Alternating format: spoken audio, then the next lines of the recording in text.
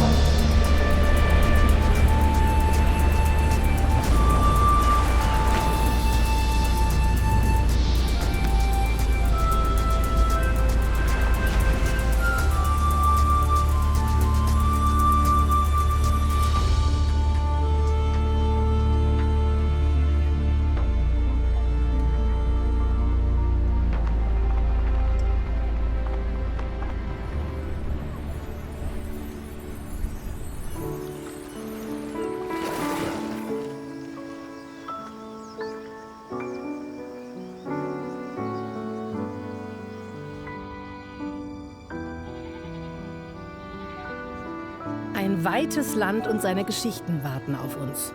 Über das Watt, den Wind und andere Naturgewalten.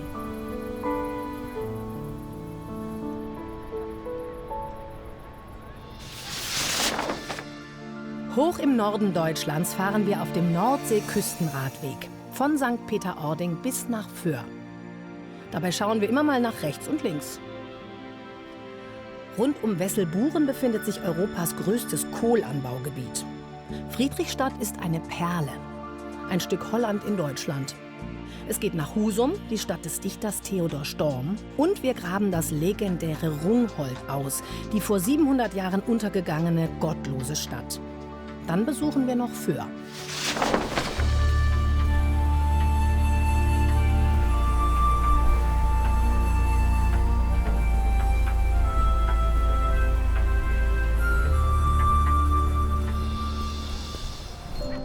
Am Strand von St. Peter-Ording stehen die berühmten Pfahlbauten.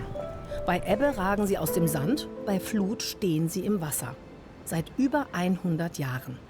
1911 wurde die erste Strandbude auf Pfählen hier gebaut.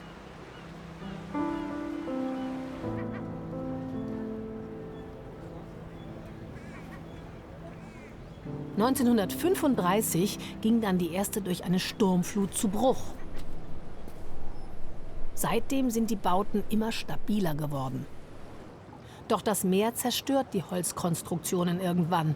Die einzige Lösung? Abreißen und weiter hinten am Strand neu bauen.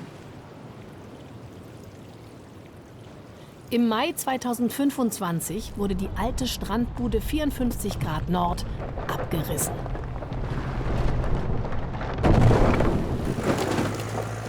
Bei dem neuen Bau wurden Stahlröhren statt Holzbalken in die Erde gerammt.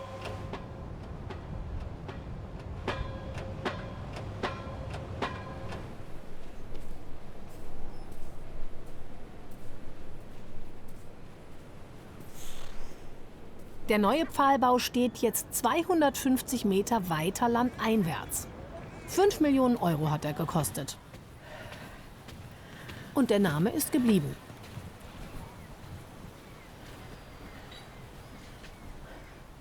Oh, das ist aber ein hübscher. Dankeschön. Ja. Paul, Der Paul, wie alt ist er denn? 3 Jahre alt. War er schon in der Nordsee? Nein, der mag kein Wasser. Was, Paul? Ja, gute Zeit noch. Danke, gleichfalls. Tschüss, Paul.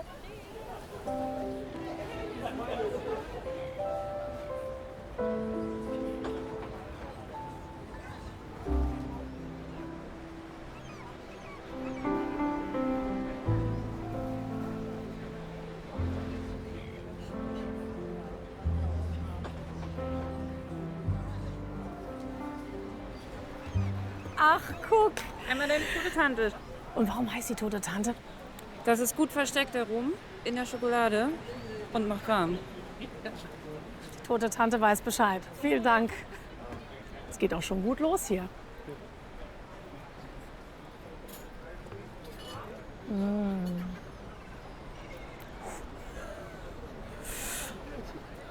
Sie haben mir versprochen, es ist nur ganz bisschen. Das ist hier oben im Norden, das ist jetzt ganz bisschen relativ. Ja, ich merke schon. Es hat Wumms. Oh.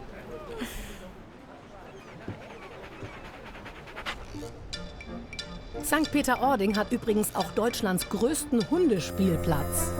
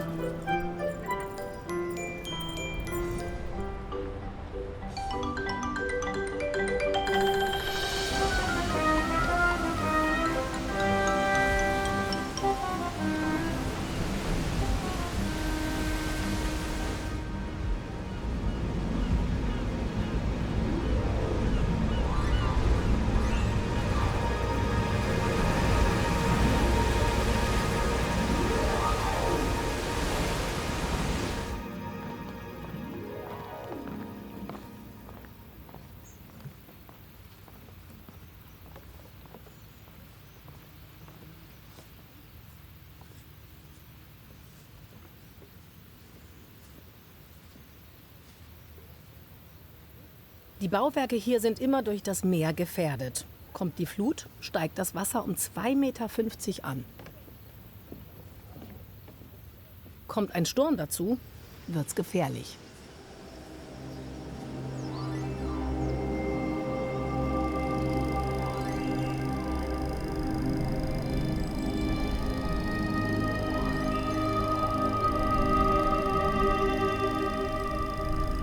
Die Brücke, die ist 1926 zum ersten Mal errichtet worden, hat aber nur ein halbes Jahr überdauert, weil sie dann nämlich durch Eisgang zerstört worden ist.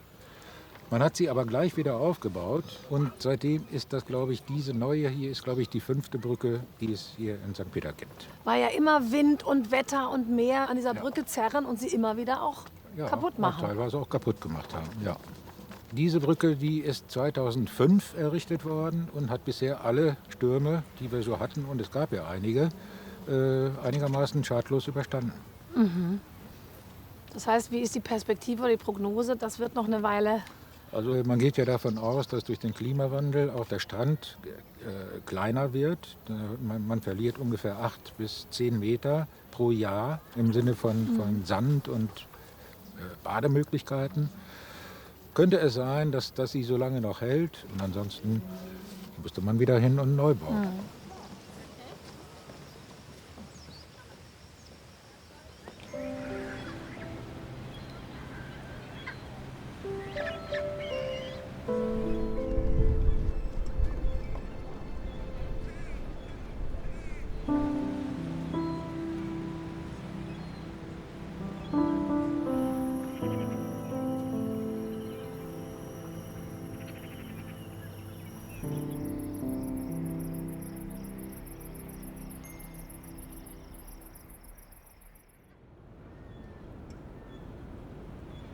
Ein neuer Tag. Heute radeln wir zum berühmten Leuchtturm Westerhever Sand. Dann geht's zu einem jahrhundertealten Krämerladen in Tetenbüll. Und zum einzigen Adelssitz der Halbinsel Eiderstedt, Haus Hoyerswort. Danach fahren wir zum Eidersperrwerk, das die ganze Gegend seit mehr als 50 Jahren vor den Sturmfluten schützt.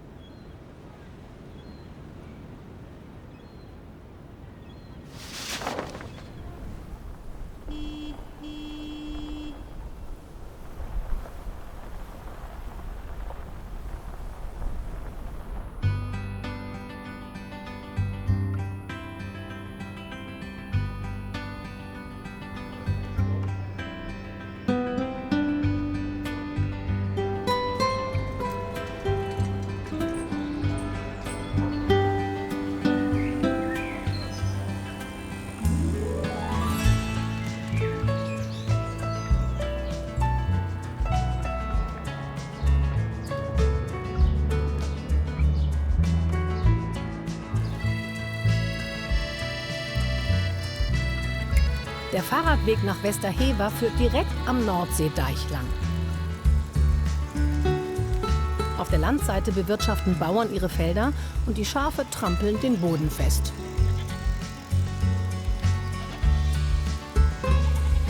Vor dem Deich auf der Seeseite liegt das schleswig-holsteinische Wattenmeer, der größte Nationalpark Deutschlands. Da hinten ist er, der Westerhever Leuchtturm.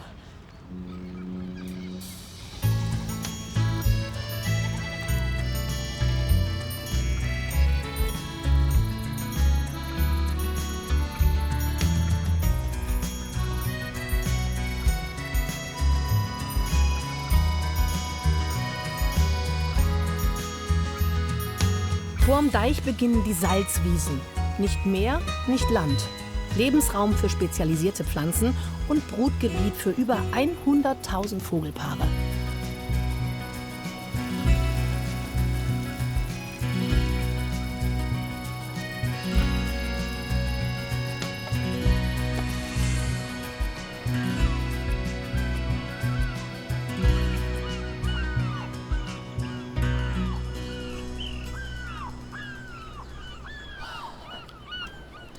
Deutschlands bekanntester Leuchtturm.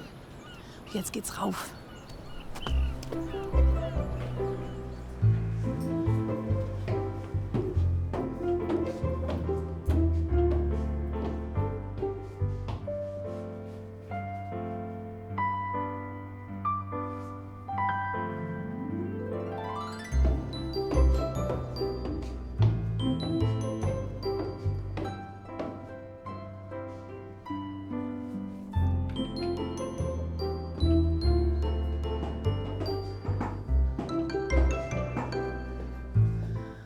Hier wird bestimmt geheiratet. Leuchtturmstandesamt.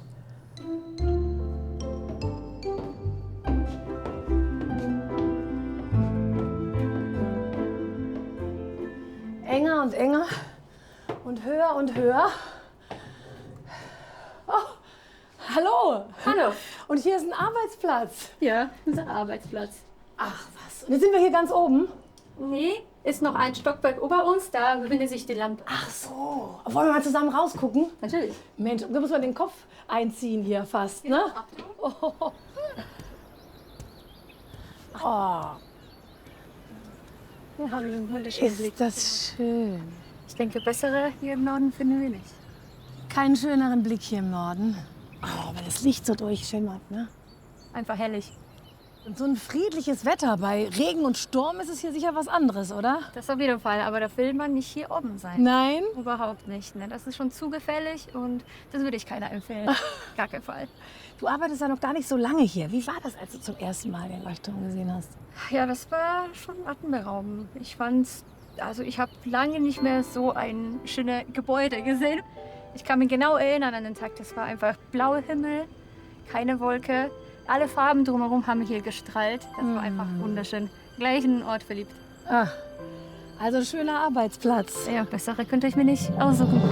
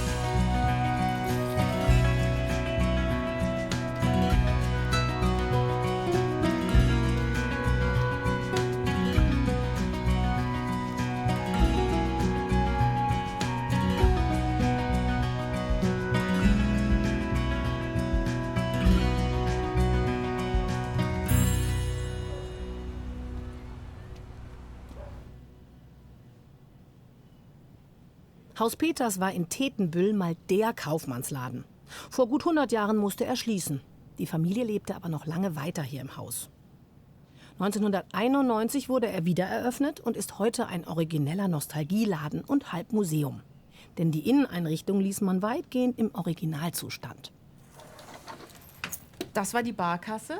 Die kleinen Beträge wurden in bar bezahlt und die großen Beträge, die wurden hier in so ein dickes Buch angeschrieben. Dann kam man nach einer Woche oder einem Monat oder die Bauern auch erst nach einem Jahr und haben ihre Rechnungen bezahlt. Das hatte jeder auch so ein kleines Kontenbüchlein. Und da wurden dann die Beträge halt auch reingeschrieben. Säuberliche Handschrift. Oh ja. Ja. Und dann kam man mit dem Kontenbüchlein, kam man halt wieder zum Kaufmann. Und wenn die Beträge bei beiden gleich waren, war alles super. Und ansonsten musste man noch mal diskutieren. Und naja, wenn der Bauer zum Beispiel nicht bezahlen konnte, dann musste er das Land halt irgendwie verkaufen. Oder dann kriegte das vielleicht auch der Kaufmann. Mensch, andere Zeiten. Absolut, ja.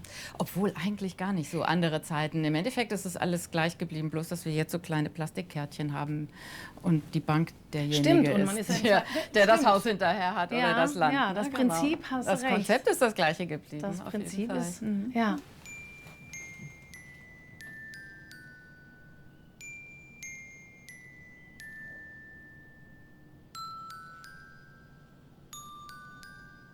Hier hinten ist so ein bisschen dänisch. Ja, hat halt auch so ein bisschen damit zu tun, dass die Dänen bis 1864 hier in Schleswig-Holstein das Sagen hatten.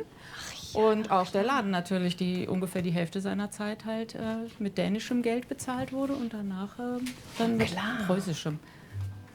Wir versuchen einfach so ein bisschen abzubilden, was man auch früher schon vielleicht hätte kaufen können hier. Und gerne haben wir natürlich auch so Kooperationen hier auf Eiderstedt, so mit dem Kaffee. Wir haben hier eine Kaffeerösterei, eine kleine, und so einen kleinen Gewürzhändler, der aus Sansibar die Gewürze importiert und all solche Sachen. Und das versuchen wir so ein bisschen halt auch mit So zu wie nehmen. früher über die Häfen. Genau, war ja richtig, Handel. absolut. Ja.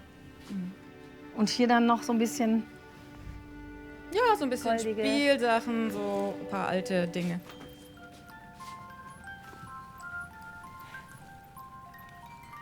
Das kennst du? Wie war der Text da noch? Ist das nicht auf Platt sogar? Genau. Da du min Liebsten bist, dat du wohl weißt.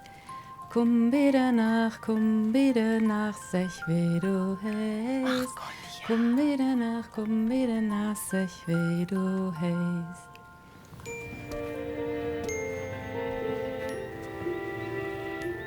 Ach nein, hier alles eingemacht. Ach. Sauerkraut natürlich. Und rote Grütze. Die liebe ich ja. Das ist auch so typisch norddeutsch. Die gönnen wir uns jetzt.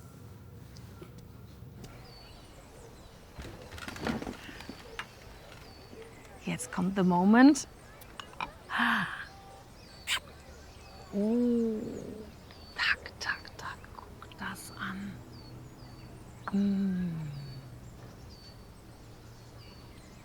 Bereit zum Verzehr. Rote Früchte, ich glaube Erdbeer, Himbeer, rote, schwarze Johannisbeere und Kirsche.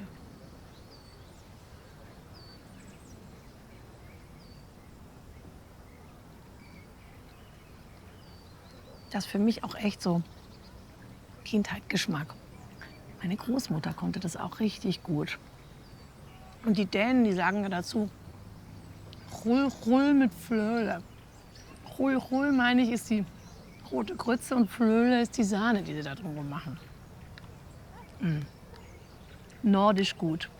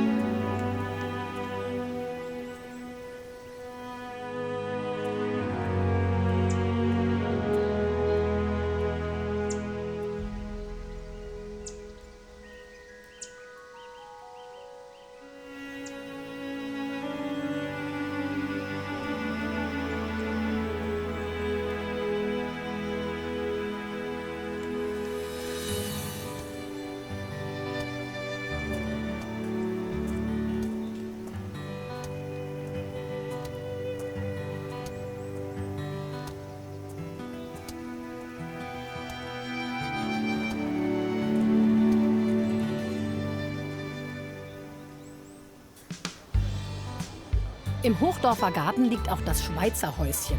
Da kann man sich stärken, bevor es wieder aufs Fahrrad geht.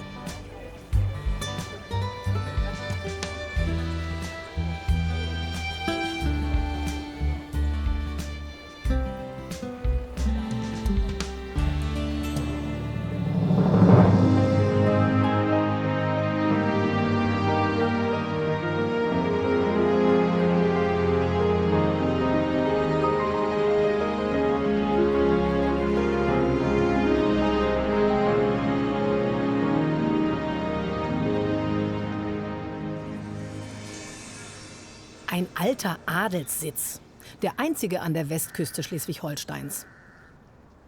Die hohen Herren hatten auf Eiderstedt früher einen schweren Stand. Die Bauern hier waren ziemlich selbstbewusst und hielten von der Obrigkeit nicht viel.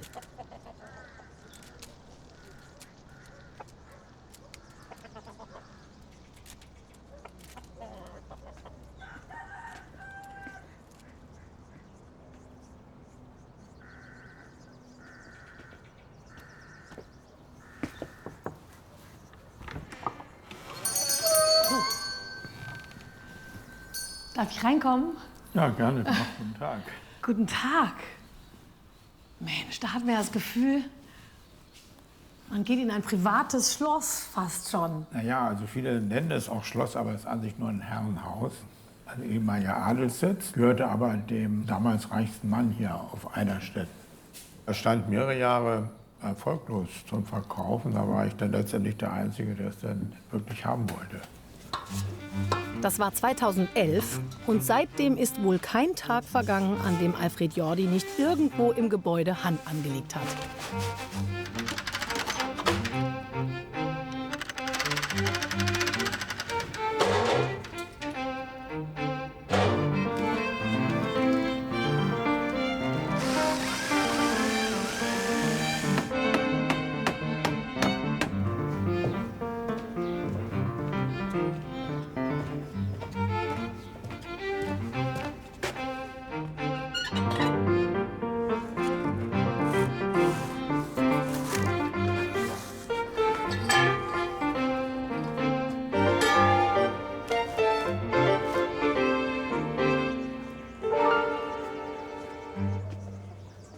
Ja, das ist hier ein typischer Eiderstedter Haubarg.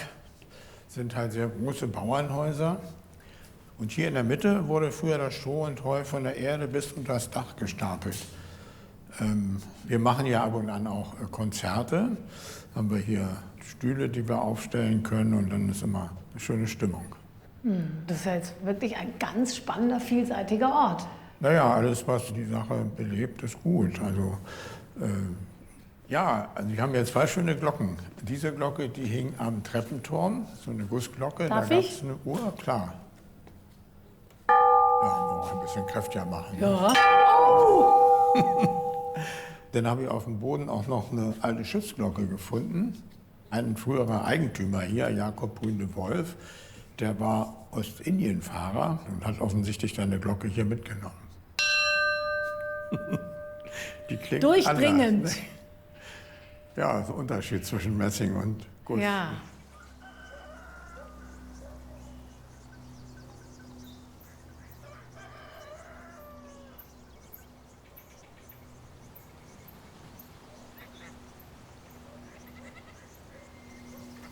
Hier sind Stufen, weil hier der Hier geht's noch. schöner Gewölbekeller drunter ist. Dann geht das hier durch die unaufgeräumte Küche. Ja, guck das an, noch der alte hier. Ja, und hier geht es dann in die ehemalige Kapelle. Jetzt Das ist- Keramikwerkstatt. Meine Tochter ist gerade am Drehen. Das ist ja mal der beste Arbeitsplatz ever. Ha? Das ist wohl wahr.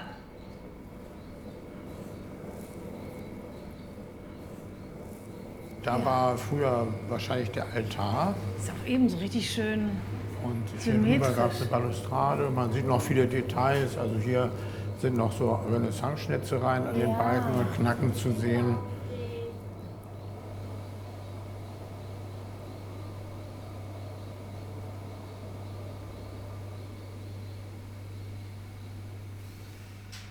Ach, toll.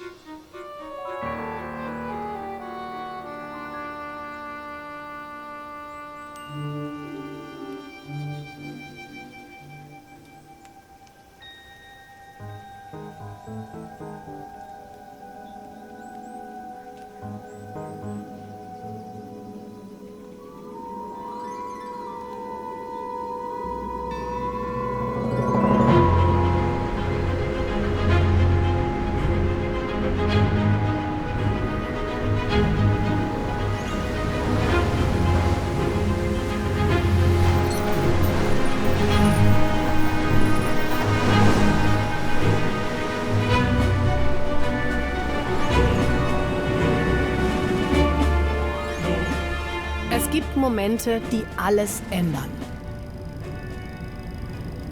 Über 300 Menschen starben, als die Nordsee 1962 die Flüsse bis nach Hamburg überschwemmte und die Deiche brachen.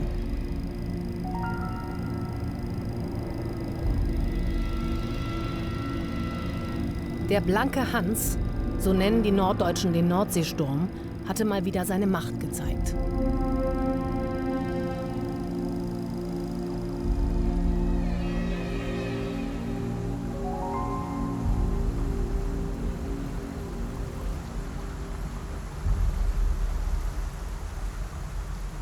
(1973) wurde das Eider-Sperrwerk eröffnet. Es schottet seitdem bei Sturm das große Mündungsdelta der Eider von der Nordsee ab.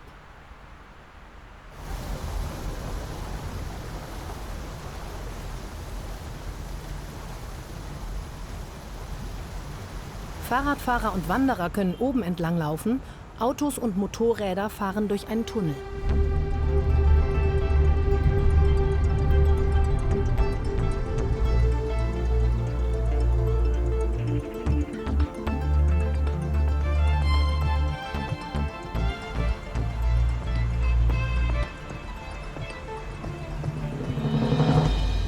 Der Weg über das Eidersperrwerk verbindet die Halbinsel Eiderstedt mit der Region Dithmarschen. Er ist übrigens ein Teil des Nordseeküstenradwegs.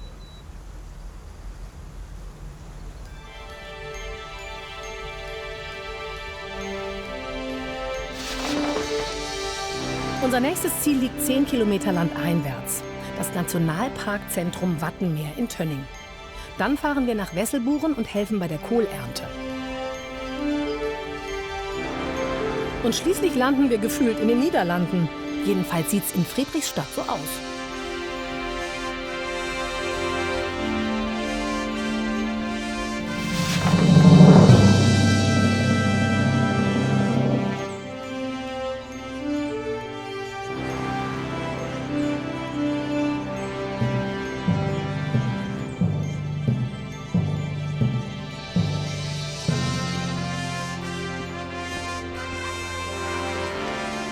Als echte Hingucker hat man im Wattforum riesige Meeresbewohner unter die Decke gehängt.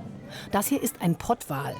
Aber es gibt auch noch andere sehenswerte Exemplare, die sehr lebendig sind.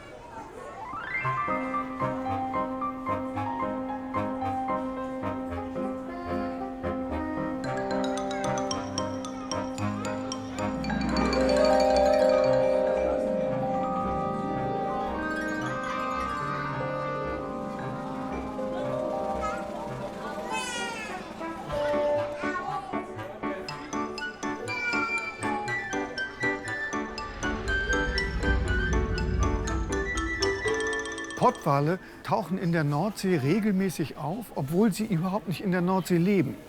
Auf ihren Wanderungen von ihren Nahrungsgebieten ziehen diese Bullen nach Süden und einige verschwimmen sich tatsächlich in die Nordsee. Sie schwimmen an den britischen Inseln nicht westlich vorbei, sondern aus Versehen östlich und geraten dann irgendwann in die Tidegebiete des Wattenmeers.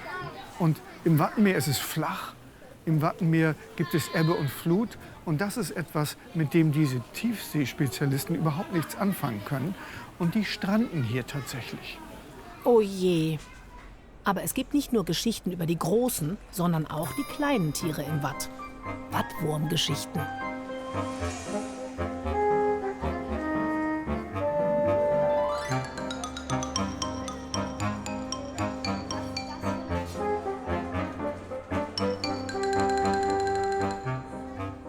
Die kleinen und die großen Wattgeschichten sind ein Publikumserfolg. Jährlich besuchen um die 200.000 Menschen das Nationalparkzentrum. Und bei gutem Wetter ist ungefähr die Hälfte von ihnen draußen.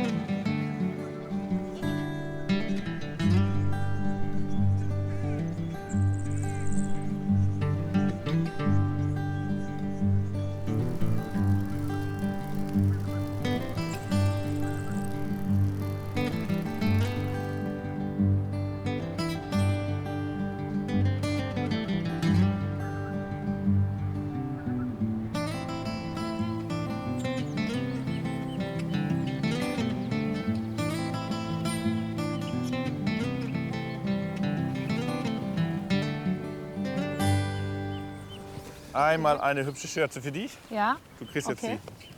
die schöne und ich nehme die andere. Okay. Handschuhe drüber. Ist immer toll, wenn man Handschuhe anhat, gerade am Anfang, weil man sich schnell in die Hand schneidet. Die Messer sind nämlich Oh scharf. Gott, Ne? okay. Also, wir wollen den Kohl ja nicht abschneiden, wie so ein Brot, sondern wir wollen ihn abstechen. Okay. Okay, Ja, also, ich gebe abstechen. dir mal diese eine Messer. Ich nehme Wir mir wollen auch den ein- Kohl abstechen. Okay. Abstechen. Ja. Hier haben wir den Kohl. Okay. Ich zeige dir einmal, wie das geht. Dann, wenn gleich der Trecker kommt, dann dass wir Guck das schon mal an, wissen. diese Prachtexemplare hier. Mensch. Ja, das sind große Köpfe. Ich zeige es dir einmal. Mit der einen Hand drücke ich den Kopf hier rüber. Rüber. Und mit der anderen nehme ich einmal die äußeren Blätter ab. Ja. Und da Zack, steche ich stech. rein. Und dann habe ich ihn schon in der Wow. Hand. Und der sieht ja schon ganz gut aus. Hier sind ein paar Ställchen. Die nehme ich jetzt Oh. ab. Ne? Und dann kann ich hier gucken und dann, jetzt sieht er eigentlich schon gut aus. Und du machst so flop flop, aber der ist ja schon, hey, der ist schwer. Was, Der ist schwer, Was ja. wiegt der? Gut. Ich würde sagen, der wiegt um die 6 Kilo. Boah. Also das Schöne an diesem Gemüse, ich Ja? bin jetzt mal so frei, ich schneide hier jetzt mal rum. Ne? Zack, zack, zack. Da merkt man den Profi. Oh. Du kannst ihn auch schon so essen. Und ich Zack, liebe das. reinbeißen? Einfach So? reinbeißen und der schmeckt gut. Oh. Na, das ist richtig toll frisch und gar nicht so krass im Geschmack, sondern so recht mild, ne? Genau, und das ist eben der Herbstkohl, der ist mild.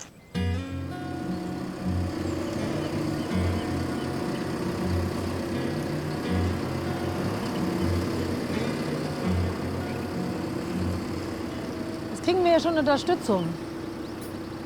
Okay, Fabian hat uns jetzt eine Kiste gebracht und da legen wir den Kohl nachher rein. Wir üben noch mal. So? Genau, das ist richtig. Genau, drückst du rüber. Ah, da runter noch mal. Dieses Knacken. Hey, du hast da so Wumms drin. Das ist wapp. Ja. So. Oh. Aber es hat ein riesen Erfolgserlebnis.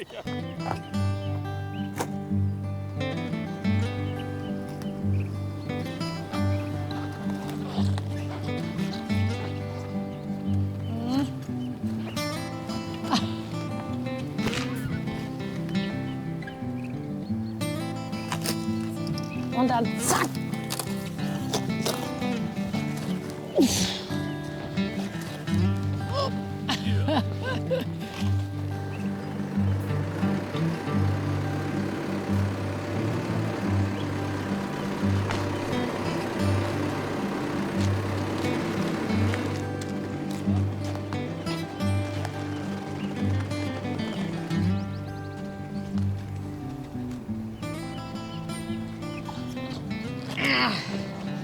Gut? Gut.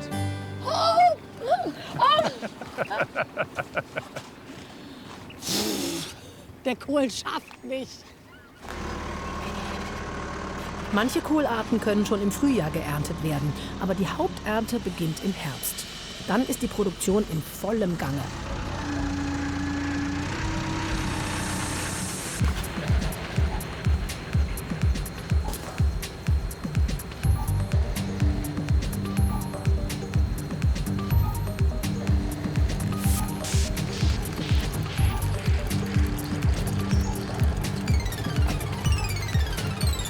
Damit aus frischem Weißkohl Sauerkraut wird, braucht man den Kohl nur mit 2% Salz zu mischen. Dann siedeln sich Milchsäurebakterien aus der Luft darin an und der Fermentationsprozess, das Sauerwerden, beginnt von selbst. Das Salz wird in dieser Trommel dazugegeben. Die Fermentation lässt man hier direkt im Glas passieren.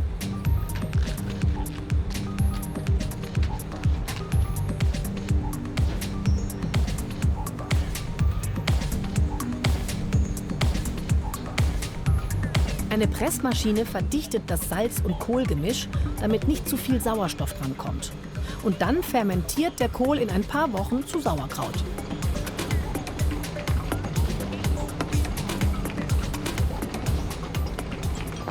Die Sauerkrautherstellung hat in Wesselburen eine lange Tradition. Um 1890 entstand hier die erste Kohlfabrik, in der zentral Sauerkraut hergestellt wurde. Im Kolosseum gibt es deshalb auch ein kleines Museum unterm Dach, das die Maschinen zeigt, mit denen man früher die Kohlköpfe zerkleinerte und die Gärung kontrollierte.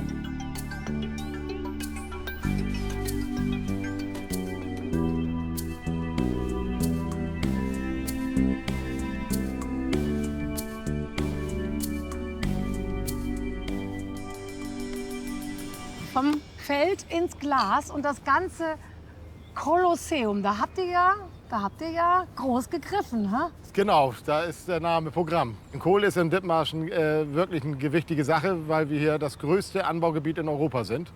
Und hier wollen wir das dann natürlich auch in der Geburtsstätte von dem Anbaugebiet dann auch seine Bühne geben. Das wird ja zu Sauerkraut, dachte ich so ganz einfach. Aber wir haben Kraut und Rüben und Küstengold und Kimchi und ganz viele wilde Sachen. Ja, also angefangen sind wir tatsächlich ganz klassisch mit dem Sauerkraut, so wie ihn jeder eben kennt. Und dann haben wir später tatsächlich mal geguckt, was es alles so in Dithmarschen an Gemüse so gibt. Und gedacht, das muss auch irgendwie fermentiert werden. Wer kam denn auf die Idee, das sauer zu machen? Der ist ja so auch schon ganz lecker.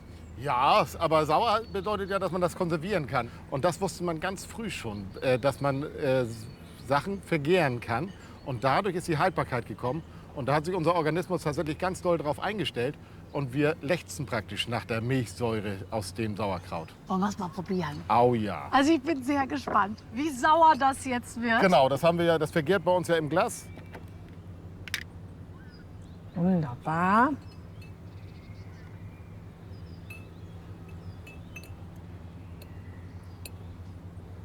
Guten Appetit. Mhm.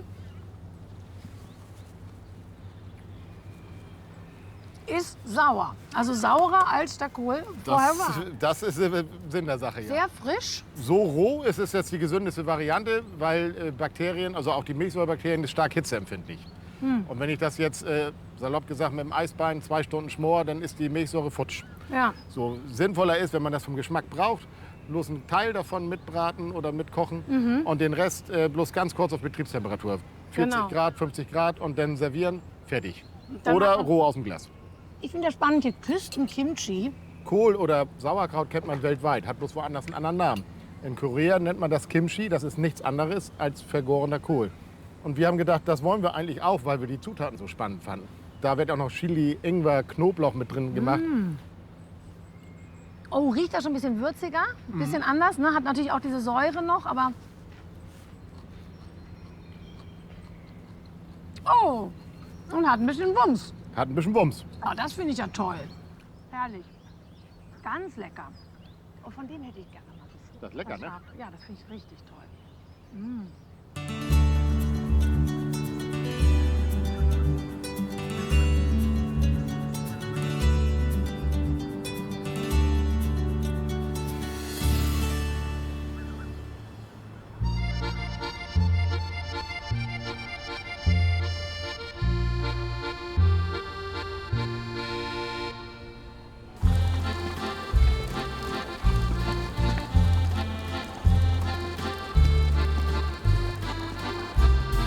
Hier sieht's wirklich aus wie in Holland. Und warum? Ein Herzog hat im 17. Jahrhundert Niederländer hier nach Norddeutschland geholt. Die haben ihren neuen Wohnort auf dem Reißbrett genau so geplant wie zu Hause. Und jetzt haben wir hier eine Stadt mit holländischen Giebelhäusern und Grachten.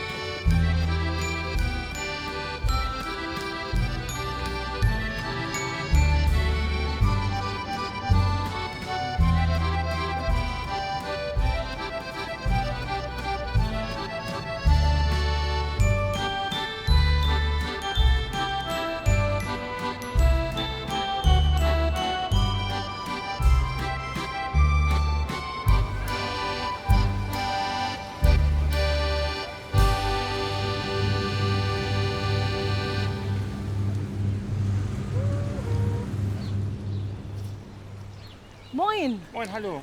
Danke, dass wir mitfahren dürfen. Das ist doch nett. So, hier der Porsche, der ist für uns reserviert. Hup. Herrlich.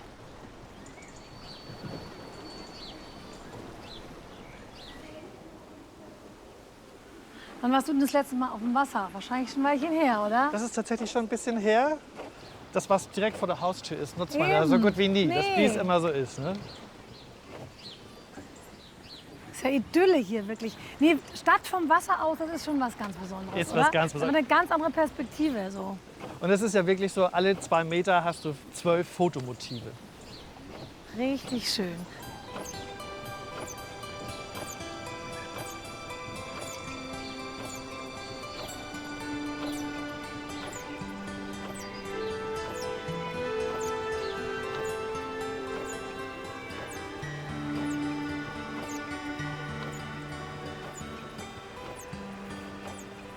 Also der geschichtliche Hintergrund ist ja Herzog Friedrich III. Von Schleswig-Holstein-Gottorf. Der wollte eine riesengroße Handelsstadt errichten, weil das, was er für sein Leben brauchte, das waren Gewürze und Alkohol, das kam von Übersee. Und er musste dann immer in Hamburg Zölle zahlen. Und die wollte er umgehen, hat sich überlegt, ich baue jetzt selber mal eine Handelsstadt. Hier sind zwischen Eider und Träne gelegen, besser geht's ja nicht. Und er hat sich Hilfe geholt von den Remonstranten. Und das waren Verfolgte aus den Niederlanden. Und Religiös Verfolgte. Ganz genau. Und die durften hierher kommen und die durften das hier alles aufbauen wie bei sich zu Hause. Und das siehst du hier an den Grachten oder auch hier vorne an den Häusern. Sind Sie von wunderschön? Ja, wir reisen durch Friedrichstadt zusammen. Das ist schön. Ja.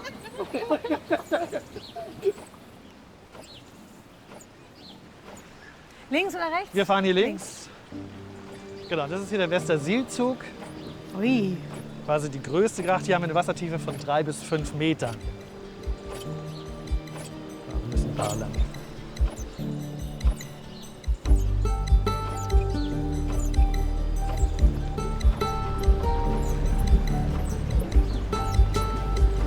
Und hier kann man auf und zu machen? Ja, da haben wir da vorne den Zugang direkt zur Eider, also die Schleuse. Und wenn das Eidersperrwerk auf ist und es drückt von der Nordsee rein, dann muss hier auch ein bisschen aufgeflutet werden. Das ist der Stadteingang gewesen. Genau. Hier muss man mal so einen Kopf einziehen, wenn man ein bisschen größer ist. Aber wir kommen hier, glaube ich, ohne Probleme durch.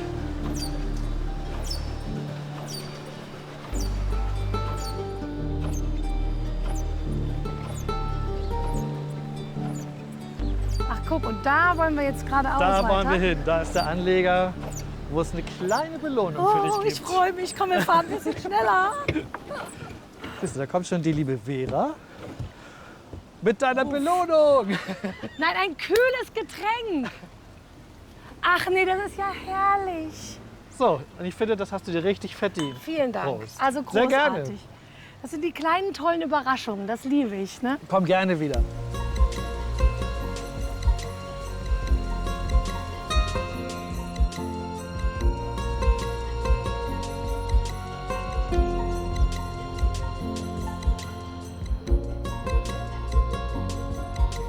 Auf dem Nordsee-Küstenradweg fahren wir weiter nach Norden. Jetzt geht's nach Husum, wo der Dichter Theodor Storm geboren wurde und die meiste Zeit gelebt hat. Dann machen wir eine Wattwanderung nach Rungholt, zu jener sagenhaften Stadt, die im Mittelalter vom Meer verschlungen wurde. Und wir lernen das verlogenste Getränk an der Nordsee kennen, den Pharisäer.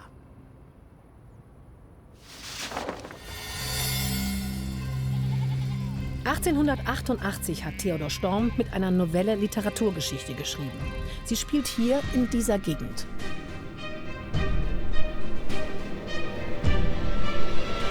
Der Schimmelreiter.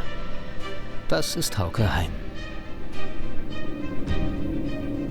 Ein modern denkender, kluger junger Mann. Den Schimmel hat er mager gekauft und selber hochgepäppelt. Er heiratet die Tochter des Deichgrafen und nimmt nach dessen Tod seinen Platz ein. Sein Leben lang hat er darüber nachgedacht, wie man Deiche sicherer vor Sturmfluten machen kann. Doch seine neuen Ideen bringen ihm bei den anderen Dorfbewohnern keinen Respekt ein. Die anderen im Dorf glauben an das Althergebrachte, das Erbe der Väter. Angst vor Gespenstern und Geistern schwirrt in ihren Köpfen. Zwei Welten stehen sich gegenüber.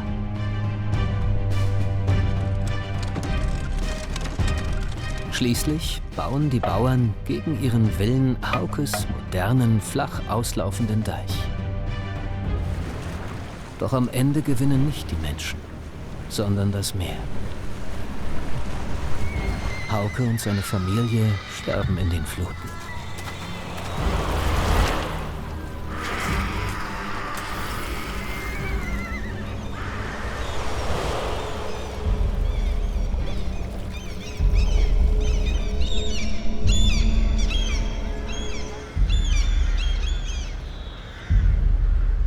Im Frühjahr blüht im Garten des Husumer Schlosses ein Meer von Krokussen. Theodor Storm hat hier als Amtsrichter gearbeitet. Da hatte er sein Märchen »Der kleine Hävelmann« schon geschrieben und auch das berühmte Knecht-Ruprecht-Gedicht, das mit der Zeile »Von draus vom Walde komm ich her« beginnt.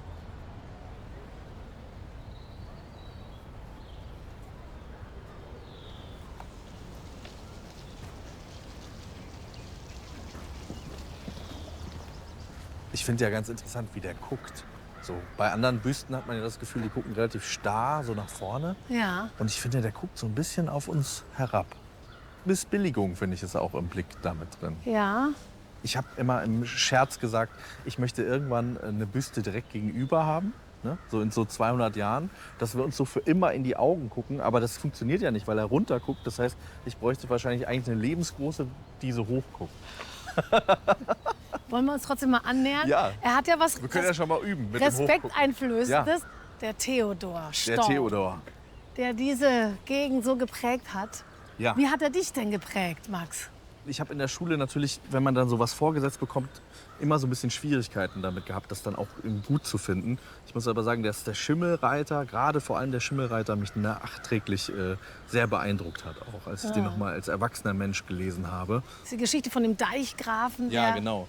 höher baut. Der ein bisschen was anderes machen will und alle das quasi anzweifeln und das dann in so eine große Katastrophe endet. Und das passt natürlich so ein bisschen in dieses Land und Leute, in dieses, wollen wir mal nicht irgendwie übertreiben und so. Und ich finde, das hat er sehr gut auf den Punkt gebracht. Also ist man hier in Husum schon mit Theodor Storm? Ja, Theodor Storm ist schon irgendwie allgegenwärtig. Das Einkaufszentrum heißt Theo und es ist so eine Sache, die nicht so richtig wegzudenken ist. Aber es gibt eben auch wirklich sehr viele tolle Texte. Ich finde vor allem auch das Gedicht, was er über Husum geschrieben hat, was Husum ja auch diesen Beinamen gibt, die graue Stadt am Meer. Ja. Das ist ein Gedicht, was ich ganz toll finde, weil es anfängt eigentlich damit zu beschreiben, wie schrecklich eigentlich alles ist. Und dann ganz am Schluss, die letzte Strophe ist dann: Und doch hängt mein ganzes Herz an dir, du graue Stadt am Meer. Der Jugendzauber für und für liegt lächelnd doch auf dir, du graue Stadt am Meer. Ja.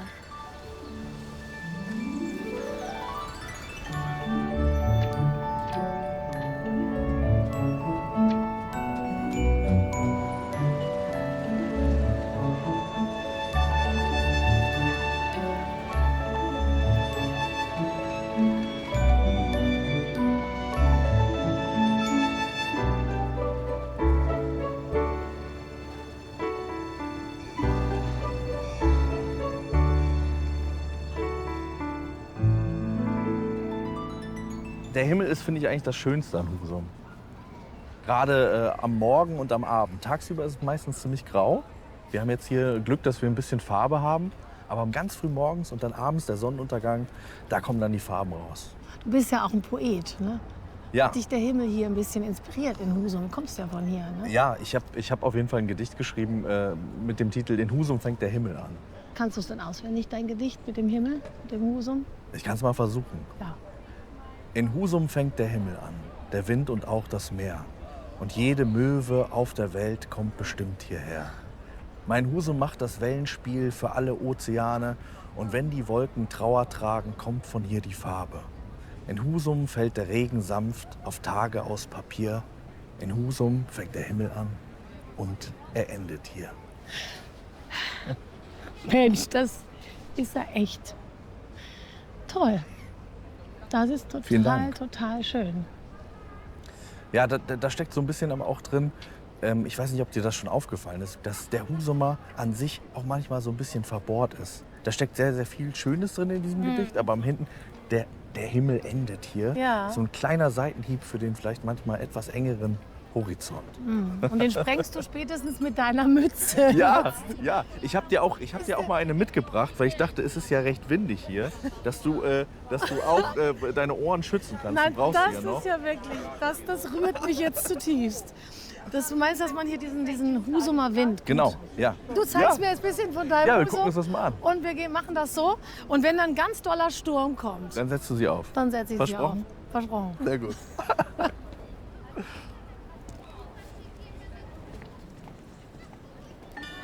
Richtig schön. Also da ist ja, Ja. keine Bausünde jetzt hier. Ne? Ich finde, das ist so ein bisschen die schönste Straße in Husum. die schönste. Direkt hinterm Hafen.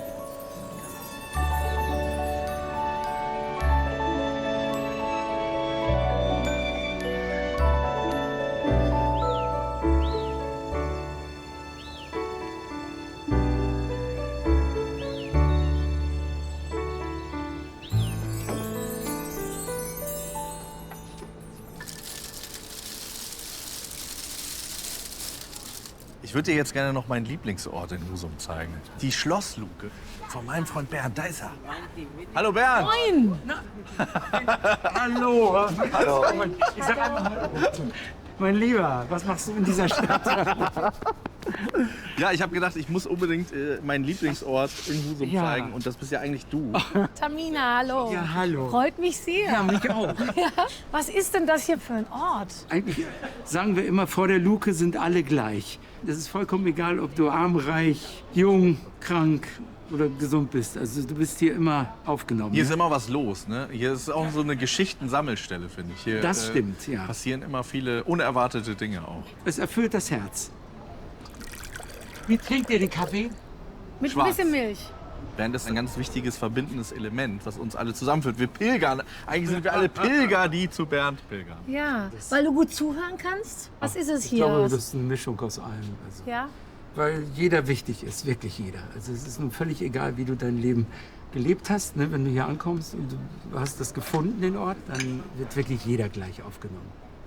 Hast du immer noch keinen Kaffee gekriegt? Nee, ich Nein. habe immer noch keinen Kaffee Weil gekriegt. wir ja Aber das reden, ist ne? normal. Das- Also das das ist geht auch so. Teil Das ist- der ja. Luken-Experience, ist, dass Ja. man so 45 Minuten ungefähr auf seinen Kaffee wartet. Was? Aber dafür bekommt man...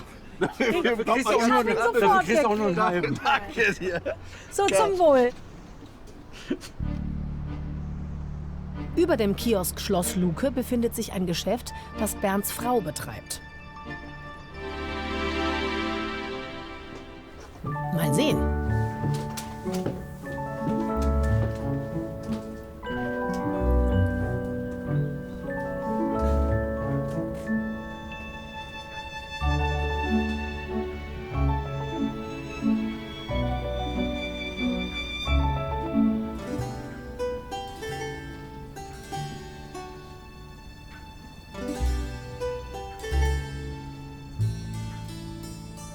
Moin, hallo. Mensch, hier weiß man ja gar nicht, wo man zuerst hingucken soll. Vor allem, wenn man hochguckt. Ne? Du bist hier im ältesten Haus der Stadt. Mhm. Und diese wunderbare Decke ist aus dem Jahre 1624. Der Vogel ist ein Phönix. Der steht hier in der Symbolik für die Wiederauferstehung, für die Unendlichkeit. Und wer hat hier gelebt? Die Herzogin Augusta, die hat hier in Husum ihren Witwensitz gehabt, oben im Schloss. Und da sie ja Witwe war, durfte sie keinen Herrenbesuch mehr haben. Also sie lebte im Zölibat. Man geht aber davon aus, dass sie trotzdem Herrenbesuch hatte. Es gibt so diese nette Geschichte, dass eben ihre gute Freundin, wenn sie mal besuchen wollte und am Phönix ein kleines Täubchen hängen sah, dann wusste sie, hups, ich müsste jetzt wieder gehen, weil meine Freundin Augusta ist leider gerade nicht alleine. Hat der Phönix also verschiedene Aufgaben gehabt hier. Genau, genau.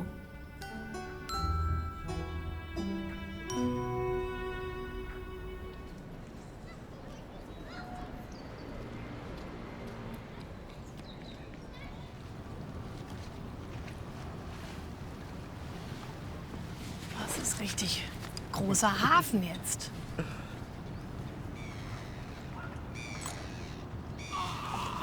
Mit Baumeln? Mit Baumeln. Ah. Herrlich. Auf Husum. Auf Husum.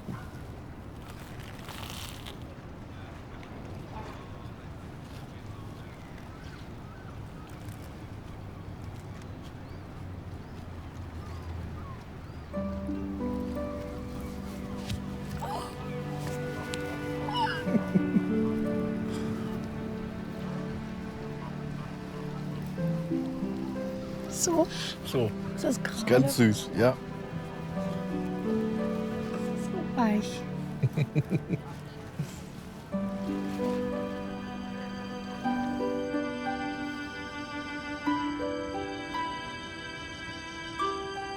Und doch hängt mein ganzes Herz an dir, du graue Stadt am Meer, dichtete Theodor Storm über seine Heimatstadt Husum.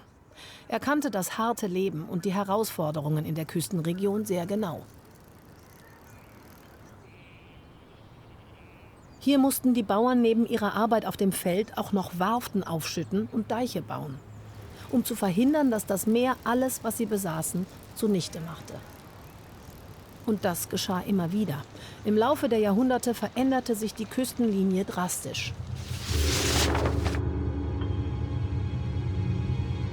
Vor 2000 Jahren zog sich von Sylt bis St. Peter-Ording noch eine fast gerade Küstenlinie. Doch dann kamen riesige Stürme von der See. 1362 die erste Grote Mahndränke und 1634 die zweite. Inseln verschwanden für immer im Meer. Wahrscheinlich starben Zehntausende Menschen.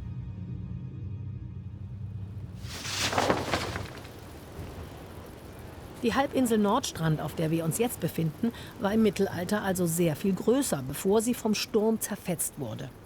Diese steinernen Flaggen erinnern an die Teile, die es nicht mehr gibt. Der Untergang der reichen Stadt Rungholt hat Musiker, Schriftsteller und Dichter inspiriert.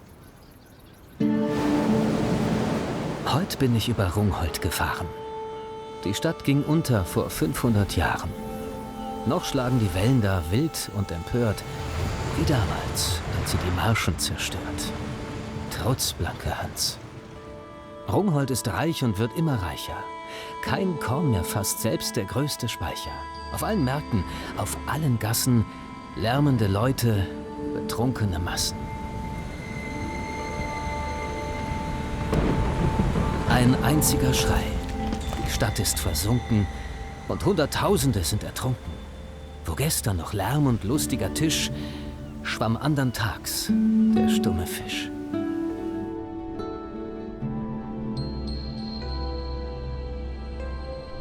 Die Wasser ebben, die Vögel ruhen, der liebe Gott geht auf leisesten Schuhen. Der Mond zieht am Himmel gelassen die Bahn, belächelt der protzigen Rungholter Wahn. Trotz Blanke Hans.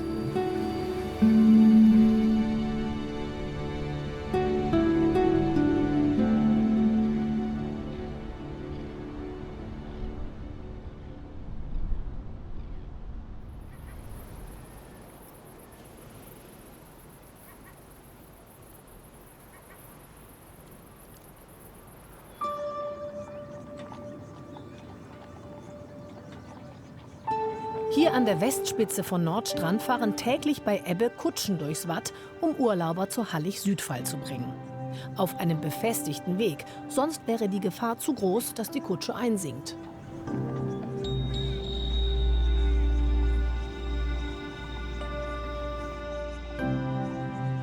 Wir werden aber nicht die Hallig-Südfall besuchen. Unser Ziel ist ein bisschen schwieriger zu erreichen. Ein bisschen mitschieben, obwohl es ist gar nicht so schwer, wie es aussieht. Ne? Nö, ist es wirklich nicht. Und diese Luftreifen, die federn das super ab. Ja. Guck, und jetzt immer die Frage, was kommt jetzt? Watt oder Ja, Meer guck, oder was? guck. Watt und Meer. Und siehst du da hinten? Da ist Rungholt. Da gehen wir hin. Nein, da wollen wir hin. Oh, da haben wir uns aber was vorgenommen. Ja, ich hoffe, du hast ein paar Stunden Zeit. Oh, und man muss ja gucken, wenn die Flut kommt, müssen wir rechtzeitig. Genau, aber das kriegen wir mit. Also 11:26 Uhr ist heute Niedrigwasser. Und dann haben wir immer noch so 1-2 Stunden, die wir da rumtouren können, wenn wir wollen. Und dann gehen wir zurück. Vertrau mir. Okay.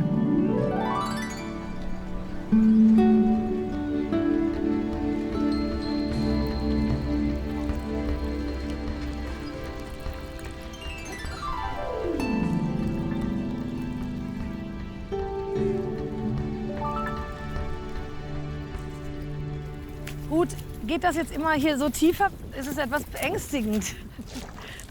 Oh Gott, hör auf. Es geht echt immer weiter. Ja. Aber das ist ja noch relativ stabil. Es gibt ja auch die, wo du so richtig versinkst, also bis hier.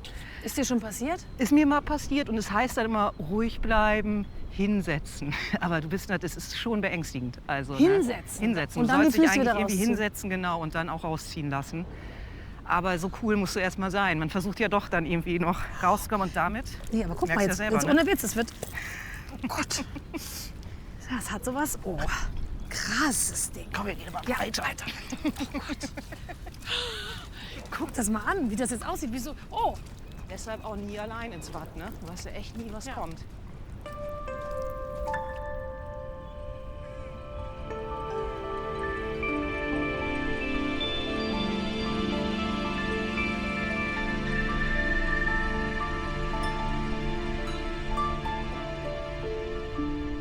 Ruth und ihre Kollegen haben hier aufwendige Grabungen gemacht, um zu beweisen, dass an dieser Stelle Rungholt gestanden hat.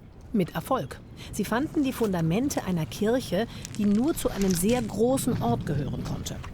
Die hier gefundenen Gegenstände wurden datiert und ihr Alter bestimmt. Nun war man sicher, dass es sich hier um den Ort Rungholt gehandelt hat, von dem in alten Schriften die Rede ist.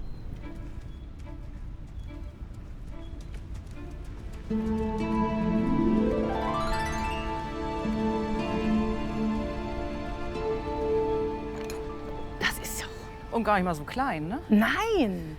Also das ist ein Gefäß, wie man sieht, ne? War natürlich kugelig und so groß.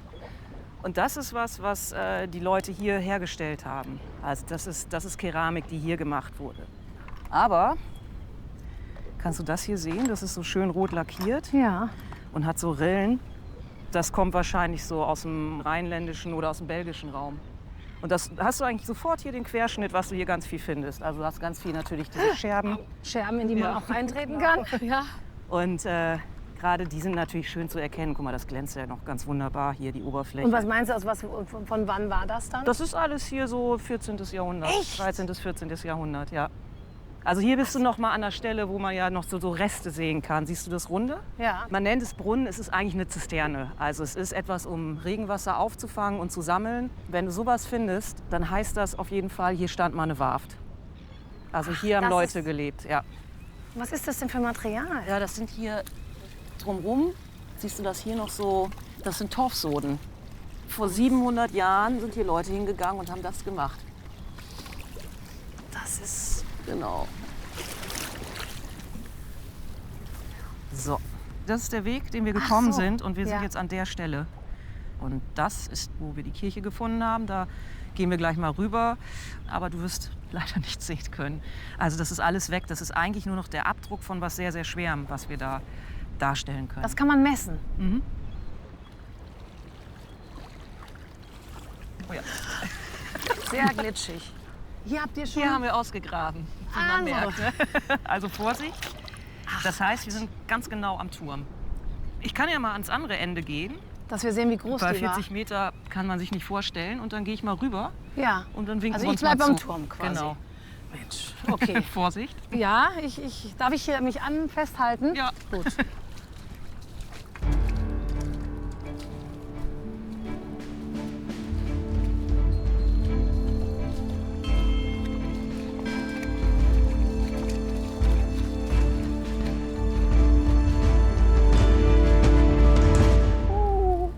Mensch, bis da. Bis da. Ganz schön groß, ne? Riesig. Also die Kirche war natürlich gemauert und stand auf einer riesigen Warft. Und drumherum gab es natürlich noch einen Friedhof, der ist leider auch weg. Irre, ne? Also wir haben gar nichts von der Kirche gefunden, sondern nur noch das Fundament, was unten war. Die ganze Kirche ist weg. Entweder weggespült oder was noch da war, hat man dann später abgetragen und neu verwendet. Das ist ein besonderer Ort. So viel steht fest. Die Geschichte sagt, dass Rungholt eine sehr reiche Hafenstadt war, dass die Leute viel gefeiert haben, dass sie aber auch sehr blasphemisch waren. Und dann begab es sich, dass ein paar Leute ein Schwein abgefüllt haben mit Alkohol, ins Bett gelegt haben und einen Priester haben kommen lassen für die letzte Salbung. Der ist gekommen, hat dann gemerkt, da liegt ja gar kein Mensch und ist pöbelnd sozusagen wieder verschwunden. Wurde dann aber in eine Kneipe gezogen und die Leute dort haben aus seinen ganzen Sachen für die letzte Salbung Bier getrunken. Daraufhin ist dann der Priester wütend nach Hause gegangen, hat den lieben Gott angerufen, dass doch diese blasphemischen Menschen, die so viel besitzen, aber damit auch so protzen, dass die doch bitte eine Strafe bekommen. Und dann kam die große Flut. Und der Priester hat überlebt und 3 Jungfrauen, die gerade im Nachbarort beten waren. Hat man denn irgendwie eine Ahnung, ob es in Rungholt Aktivitäten gab, die diese Flut oder diese Katastrophe mit begünstigt haben? Das Problem ist, dass der Mensch, um dieses Land zu gewinnen und bewohnbar zu machen, viel tun musste. Er musste es entwässern und er hat es tiefer gelegt aktiv. Also er hat versucht, die oberen Flächen abzunehmen, um zum Beispiel an Stellen zu kommen, wo das Getreide besser wächst. Nördlich von hier, Richtung der Halligen, hat man unheimlich massiv Salztorf abgebaut. Also das ist auch ein Untersuchungsgebiet von uns und wir sind schockiert wirklich über die Dimensionen. Und das ist so, dass du wirklich das Land aktiv 2-3 Meter runtergelegt hast. Das macht das Ganze so fatal. Also da ist viel zusammengekommen bei dieser 1362-Flut und auch nochmal 1634, die zweite. Aber der Mensch hat seinen Teil dazu beigetragen.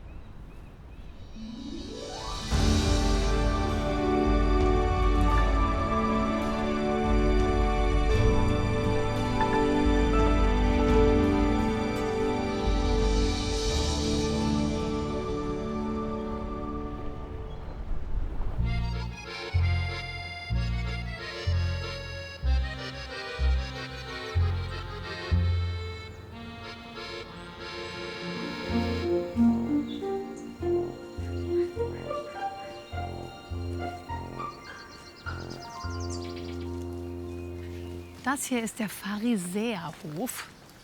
Und hier wurde dieses berühmte Getränk erfunden.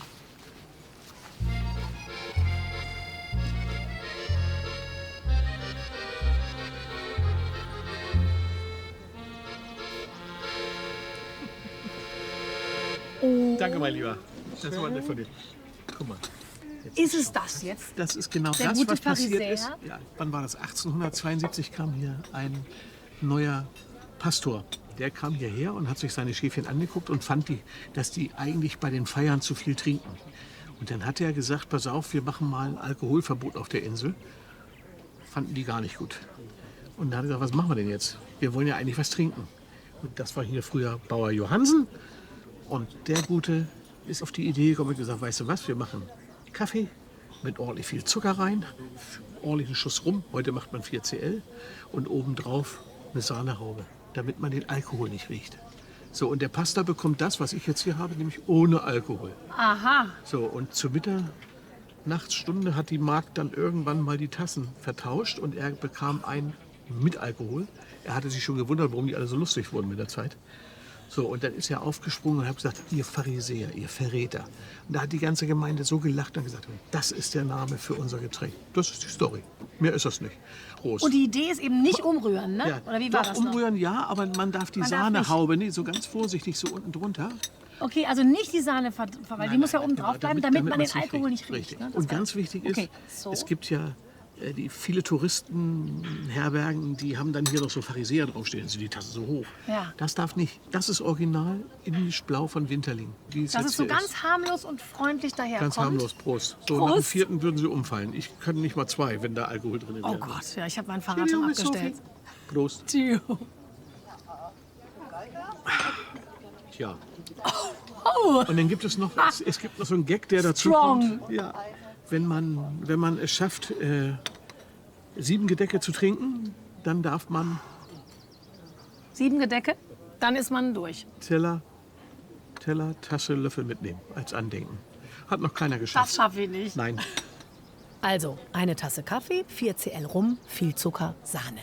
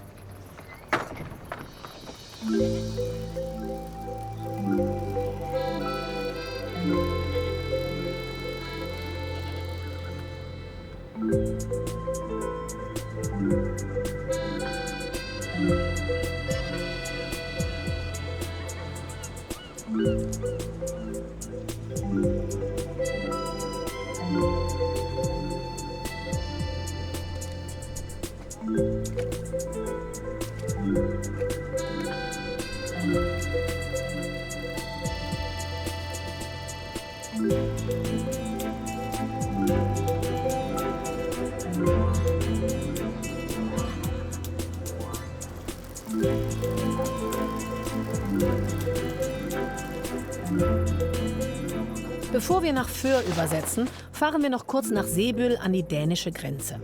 Dort befindet sich das Wohnhaus und heutige Museum des Malers Emil Nolde. Dann geht's mit der Fähre von Dagebüll rüber nach Föhr.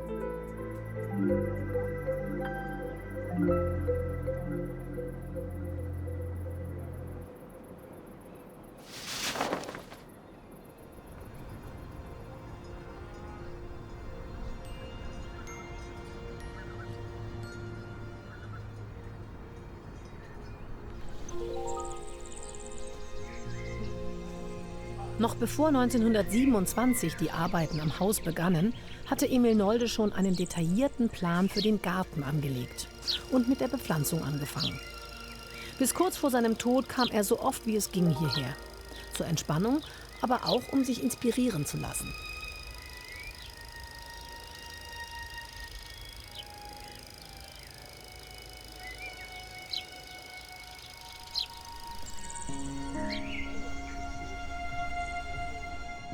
Seine starken Farben machten Nolde vor und nach dem Zweiten Weltkrieg zu einem der führenden Expressionisten weltweit. Sein Pinselstrich spricht die Sprache der modernen Kunst. Sein Geist allerdings war durchdrungen von nationalsozialistischem Gedankengut und Antisemitismus. Das weiß die Welt noch nicht lange. Er wusste sich nach dem Krieg gut zu tarnen, stellte sich als Opfer dar, weil es einst Nazi-Größen gab, die seine Art zu malen als entartet bezeichneten. Über gute Kontakte ins Propagandaministerium bewirkte er aber, dass er seine Bilder weiter verkaufen konnte und verdiente zwischen 1930 und 1941 enorm hohe Summen.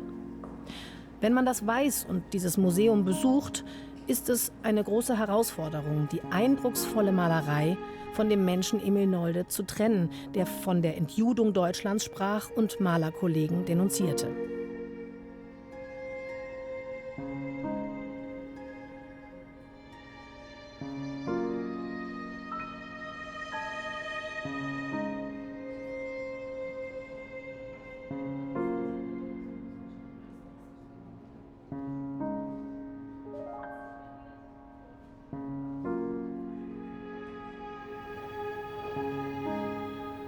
Die Mähr vom Künstler, der in der NS-Zeit nicht malen durfte, hielt sich lange. Erst als die Stiftung Nibel Jahrzehnte nach seinem Tod alle Unterlagen aus dem Leben Noldes der Öffentlichkeit freigab, kam die Wahrheit ans Licht.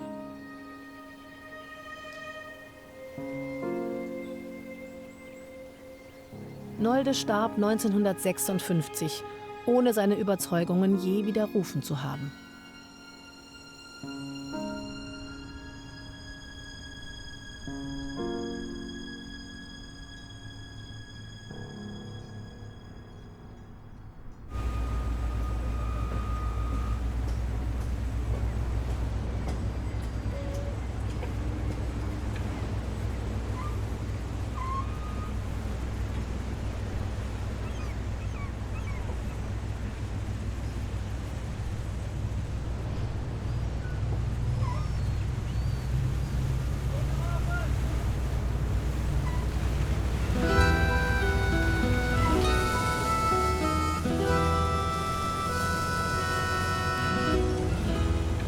Jetzt ab auf die Insel.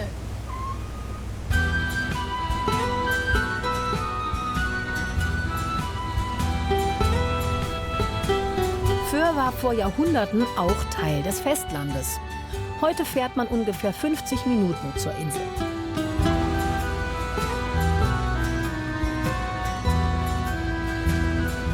Das Wattenmeer gehört inzwischen zum Weltnaturerbe der UNESCO.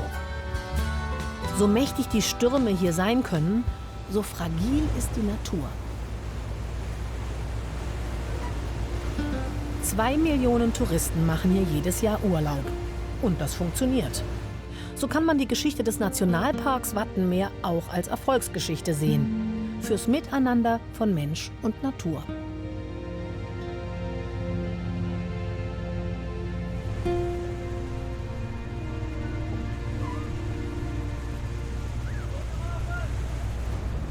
Willkommen auf Föhr.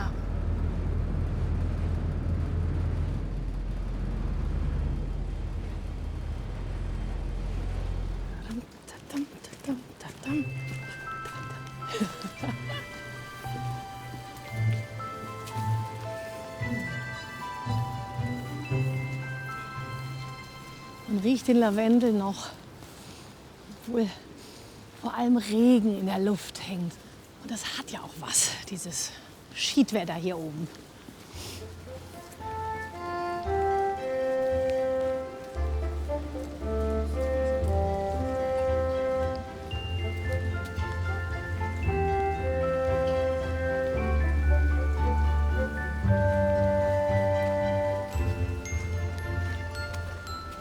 Ah, guck, hier auf Föhr gibt es ja einen Storchenpark. Hier ist auch ein Storchenpärchen ansässig normalerweise. Allerdings jetzt wohl gerade nicht zu Hause.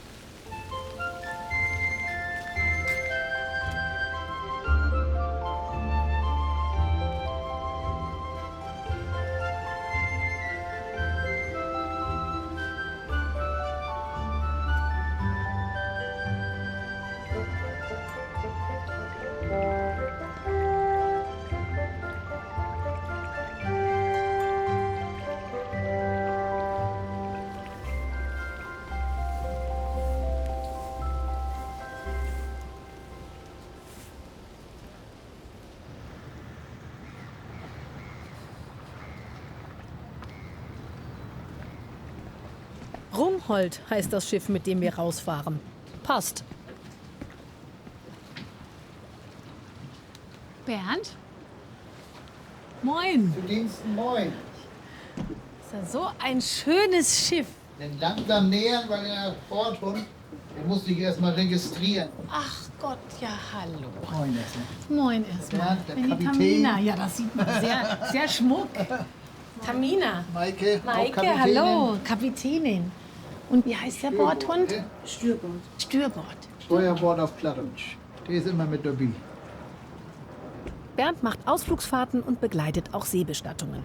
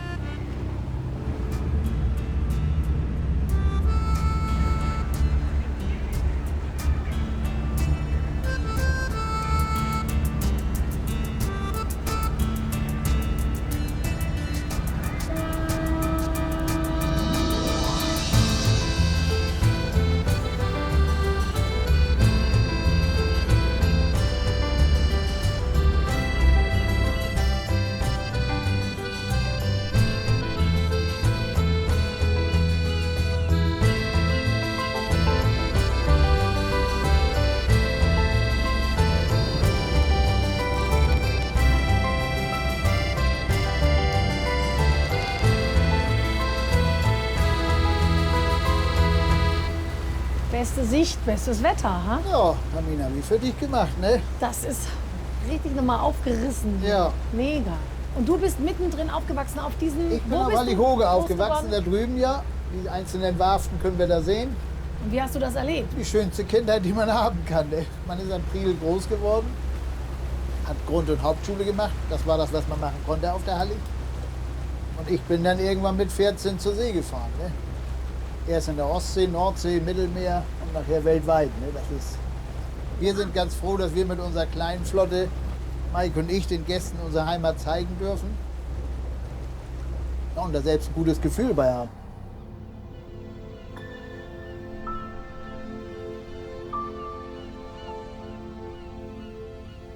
Wir haben mit Butterfahrten mal angefangen, dann die Familien, die wir fahren.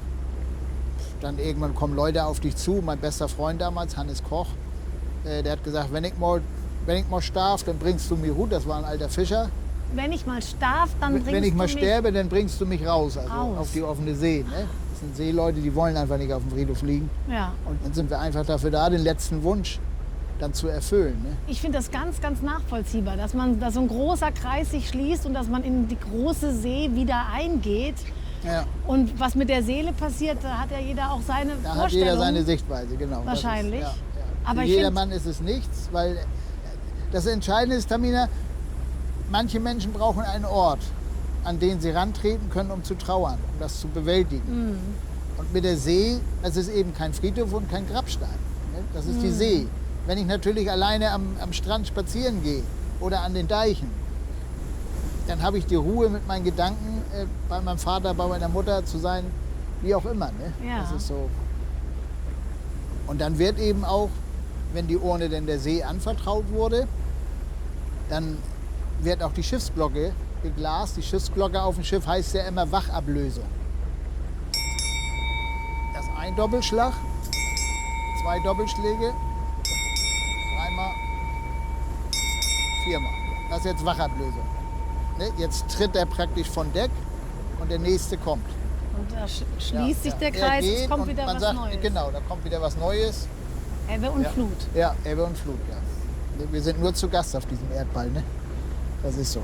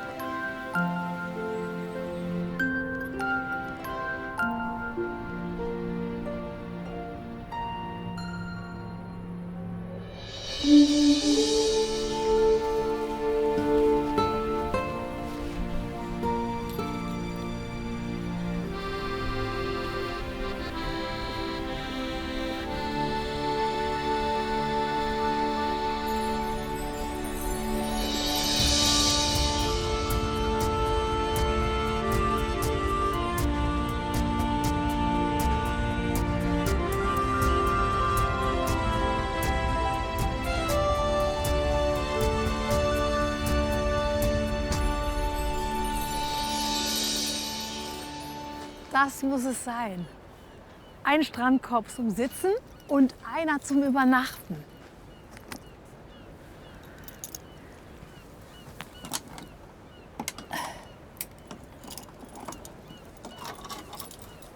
Ich glaube so.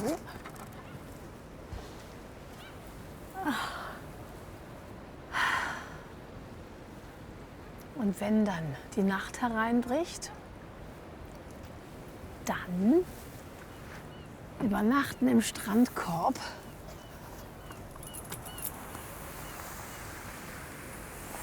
Ganz weit auf.